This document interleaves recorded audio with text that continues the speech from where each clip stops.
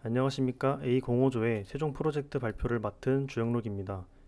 저희는 브라질 오픈마켓인 올리스트의 데이터를 분석해보고 코브라닷컴의 브라질 진출 전략을 분석을 통해 보다 고도화해 보았습니다. 목차입니다. 중간 발표에서 다뤘던 내용은 요약해서 설명해드리고 바로 분석한 결과를 보여드리겠습니다. 한국에 본사를 둔 이커머스 플랫폼인 코브라닷컴은 최근 해외 판매 규모가 축소됨에 따라 새로운 시장인 브라질로의 진출을 검토 중인 상황입니다. 브라질은 라틴 아메리카에서 가장 큰 전자상거래 시장이고 한국에 대해 호감도가 아주 높기 때문에 새로운 시장으로 선정하고자 합니다. 시장 진출에 앞서 브라질 시장의 특징부터 파악해 보았습니다.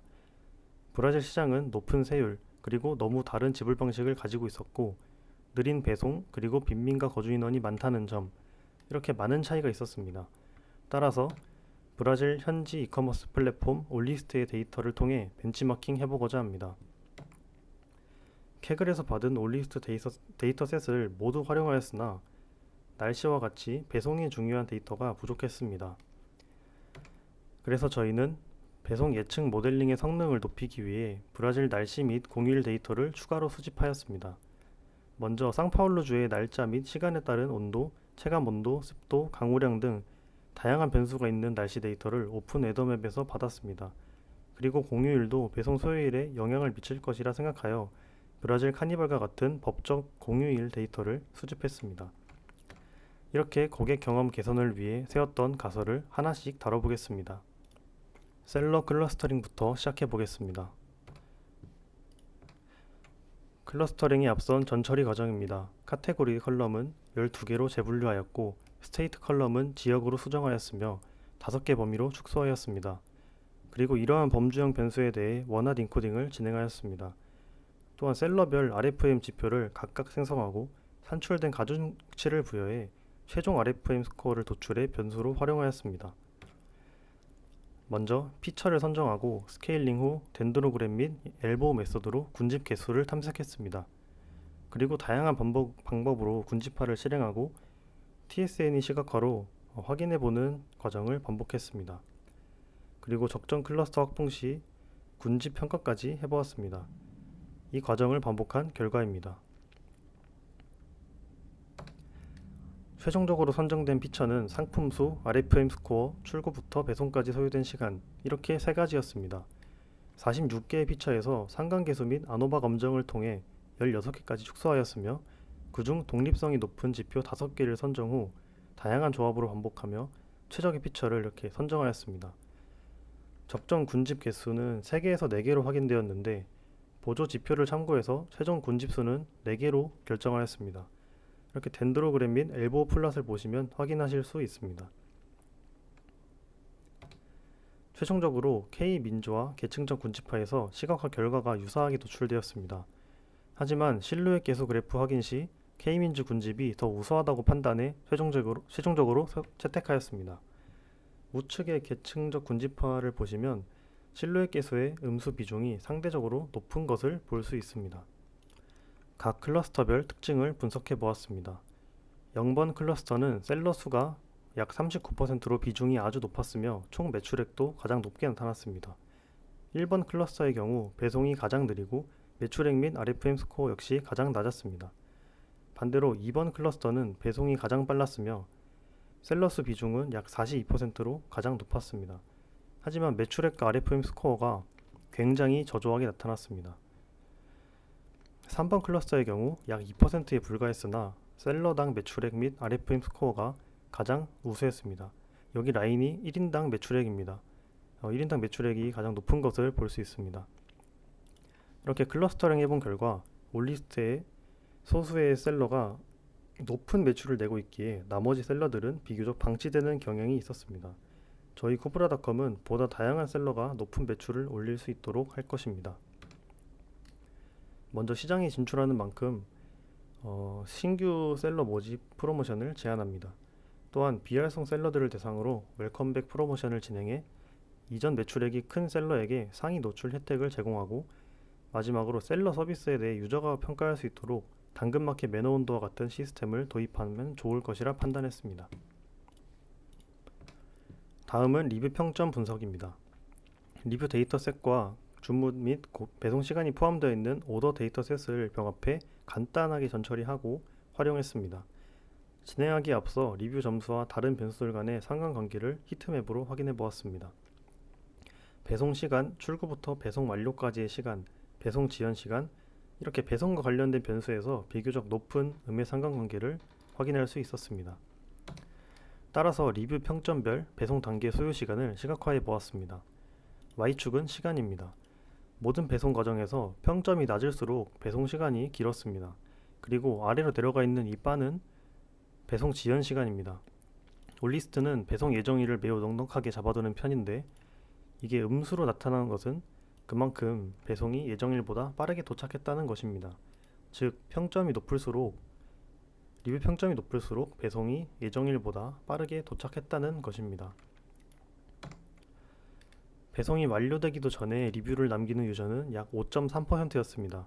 그리고 출고 중에 작성된 리뷰의 평점은 평균 2점대로 아주 낮았으며 이러한 주문건에 대한 출고 기간은 무려 12배 이상 소요된 것으로 나타났습니다. 마찬가지로 배송 중에 작성된 리뷰의 평점은 2점에 못 미치는 1.99점으로 나타났으며 평균 배송 기간이 무려 한 달로 확인되었습니다. 이렇게 배송 상태별 리뷰 점수 비율을 보았을 때 출고 중, 배송 중 작성된 리뷰의 비중이 적긴 하나 평점은 낮게 분포되는 것을 확인할 수 있습니다. 저희는 리뷰에 정성평가 항목을 추가해 리뷰 시스템을 개선하고 고객 문의 시스템 개선을 제안합니다. 그리고 리뷰 평점에 큰 영향을 줬던 것은 배송입니다. 이 부분은 뒤에서 보여드릴 배송 날짜 예측 모델링을 통해 정확도를 보다 개선시켜 고객의 만족도를 높이고자 할 것입니다. 배송 날짜 예측 모델링입니다. 노란색은 올리스트의 배송 예상 기간, 초록색은 실제 배송 소요 기간입니다. 보시면 예측 오차가 7일 이상으로 나타납니다. 이를 개선하여 보다 정확한 배송 일자를 제공해보고자 합니다. 예측 모델링에 활용될 데이터셋을 병합하고 전처리하였습니다.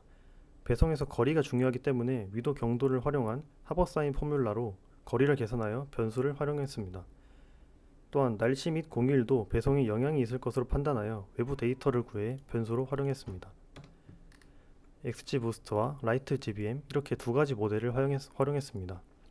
종속 변수에는 배송 소요 기간, 독립 변수에는 피처 엔지니어링을 통한 다양한 변수들을 활용하였습니다.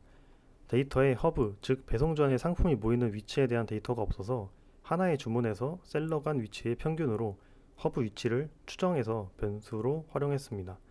외부 변수로는 평균 기온, 체감 온도, 습도, 강우량 등 SP주 한정으로 날씨 변수를 활용했습니다. 트레인과 테스트 데이터는 8대2로 분할하였고 전체 랜덤 스테이트는 42로 고정하였습니다. 랜더마이즈드 서치 CV로 하이퍼 파라미터를 튜닝했으며 외부적으로 가져온 공휴일 데이터를 후처리에 활용했습니다. 배송 기간 내에 공휴일이 며칠 포함되어 있는지를 카운트하고 각각 평균 배송 소요일을 시각화해 보았습니다. 배송 기간 내 공휴일이 많을수록 배송이 더 오래 걸리는 걸 이렇게 확인할 수 있었습니다. 공휴일 수가 하루 포함되어 있으면 플러스 1.3일, 이틀 포함되어 있으면 플러스 4일 이렇게 추가 배송 소요일을 볼 수 있었습니다. 이 값을 가지고 모델을 통해 예측된 배송 소요일에 후처리를 해보겠습니다. 모델을 통해 예측한 결과입니다. 전체 케이스에서 기존 올리스트보다 훨씬 근접하게 예상 배송 기간을 예측했습니다. 초록색이 실제 배송 소요 기간이고 주황색이 올리스트가 예측한 배송 기간이며 노란색이 저희가 예측한 배송 기간입니다.